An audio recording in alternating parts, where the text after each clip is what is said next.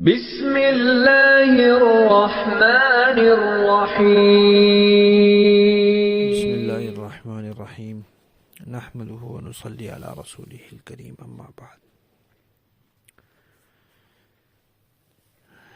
حضرت عائشہ رضی اللہ تعالیٰ عنہ فرماتی ہیں کہ رسول اللہ صلی اللہ علیہ وسلم رمضان المبارک کی آخری 10 راتوں میں عبادت کے اندر اتنی کوشش کرتے تھے جو آخری عشرے کے علاوہ باقی دنوں میں نہیں کرتے تھے۔ نبی کریم صلی اللہ علیہ وسلم کی ساری زندگی ہی عبادت میں گزری ہے اور عبادت کی کوشش میں گزری ہے، زیادہ سے زیادہ عبادت کی کوشش میں، اور جب رمضان آتا تھا تو آپ کی عبادت بڑھ جاتی تھی، اس میں اضافہ ہو جاتا تھا۔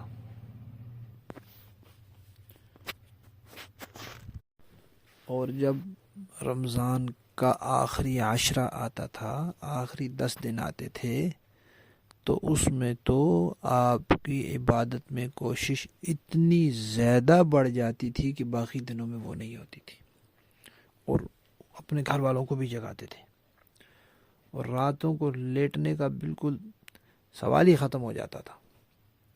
عبادت کے لیے کمر کس لیتے تھے، اور ساری رات عبادت، گھر والوں کو جگایا وہ عبادت۔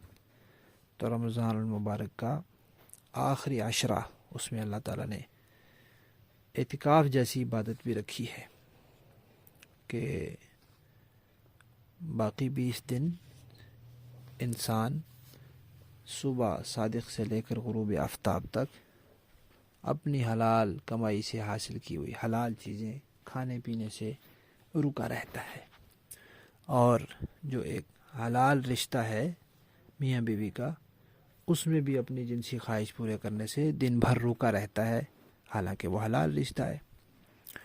تو یہ اللہ تعالیٰ کے حکم کی تعمیل میں ہوتا ہے۔ اب جب آخری عشرے میں انسان اعتکاف بیٹھ جاتا ہے تو اس حلال رشتے سے نفع اٹھانے سے رات کے وقت بھی رک جاتا ہے، گویا کہ اللہ کی طلب میں، اللہ تعالیٰ کی رضا کے لیے اور عبادت کے لیے، اور بھی اپنے آپ کو اپنے دنیاوی خواہشات سے دور کر لیتا ہے۔ اس لیے رمضان المبارک کے ہر آنے والے دن میں پہلے سے زیادہ کوشش کرنی چاہیے۔ ہمارے ہاں جو یہ طریقہ ہے کہ شروع میں بہت زیادہ اور درمیان میں پھر بالکل نہ ہونے کے برابر، اور 27ویں رات کو پھر خوب زیادہ، یہ ٹھیک نہیں ہے۔ آخری پورے عشرے میں زیادہ عبادت کا اہتمام ہونا چاہیے۔ اللہ تعالیٰ میں عمل کی توفیق عطا فرمائے۔